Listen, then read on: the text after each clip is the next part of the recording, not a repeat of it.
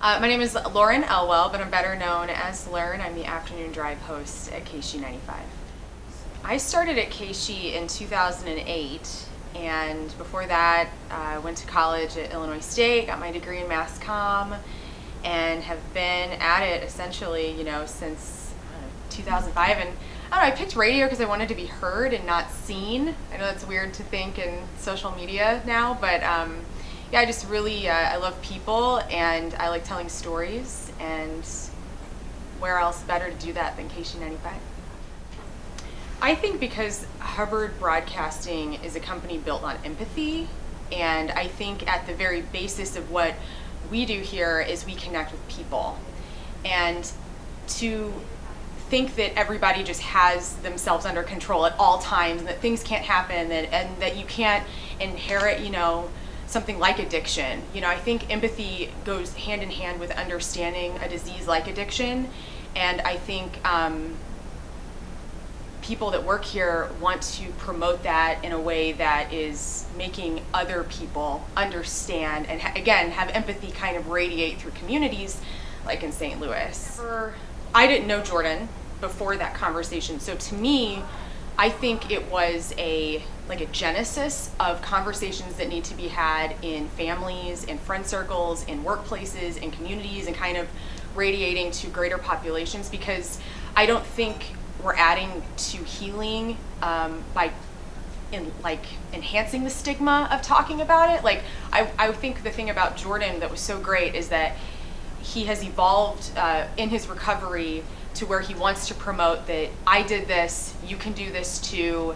And for somebody like me who I don't have addiction in my life, but I'm willing to understand and I'm willing to learn, no pun intended, more about it so that I can talk to people about it. I think that the biggest takeaway for me with him was just his willingness to share his story, and then I learned about myself, my willingness to listen to somebody, and this was a stranger. This is somebody I had never talked to before, and I just think that that's why it resonated with so many people, was that maybe eavesdropping in on two strangers talking about something so serious would generate understanding and the probability that maybe more communication is going to happen in that field. Yeah, I think just knowing that is helpful, because the conversations that I've had within my family about addiction, just in my immediate family, it's just it's taken a lot of pain out of it it's like shrapnel, right? It's this unnecessary pain. Family members want their family members who are going through addiction to get to recovery. Everybody's joined in the same fight to get there.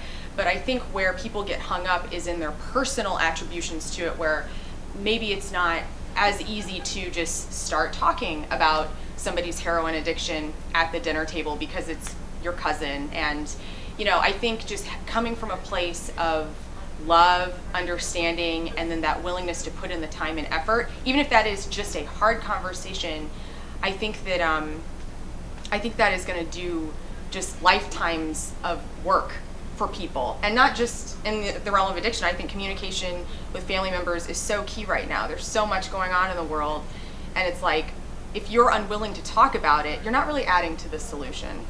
I get nervous about, obviously, if you're in a public field, and everybody has social media now, everybody has a stage for their opinions. Hell yeah, I get nervous, right?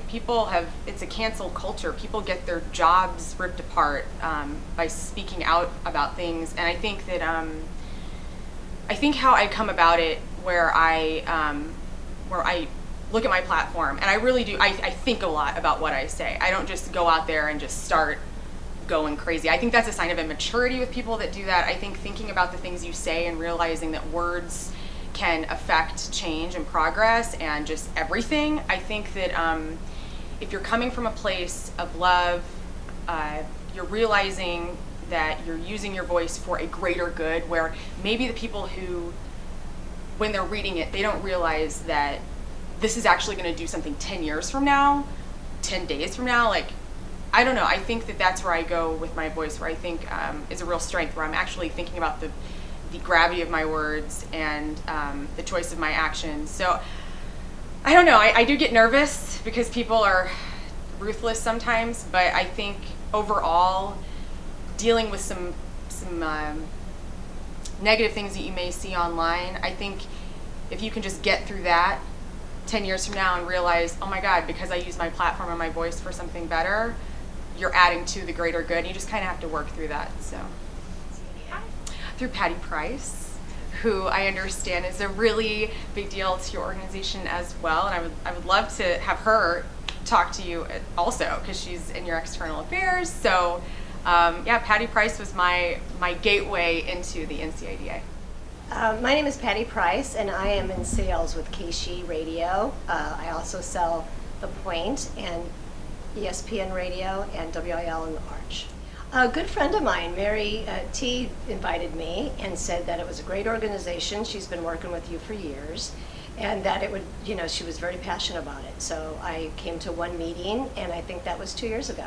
Been coming ever since. Well, actually, I had a cousin that passed years ago from a drug addiction.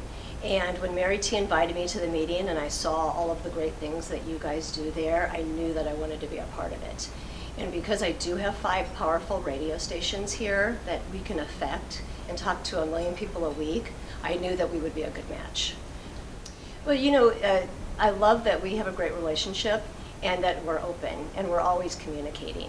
And, if I see a need that I saw that, the NCADA had, then I just matched it up with our radio stations and I knew the timing was right. I think that the NCADA touches so many people. And I don't think that people realize how many families are affected by this. And it goes everywhere, it goes deep. And it might be a friend that you don't even realize has a problem, but they do. And going to the meetings with you and finding learning more about the outreach that you do at the schools and talking to the children when they're younger, that's what we need. We need to be more open and communicate with each other. We have everybody inside our organization is wonderful and wants to help. Everybody from Christy Carson, who helps with all of our PSAs and our HR internally, to John Kiowski, who runs our 5 stations here, to Jenny Morris, who is our owner. Everybody is involved 100% to help the community, help our individual people that work here and all of our families.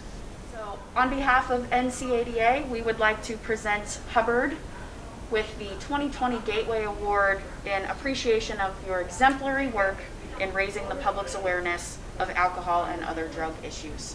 Thank you.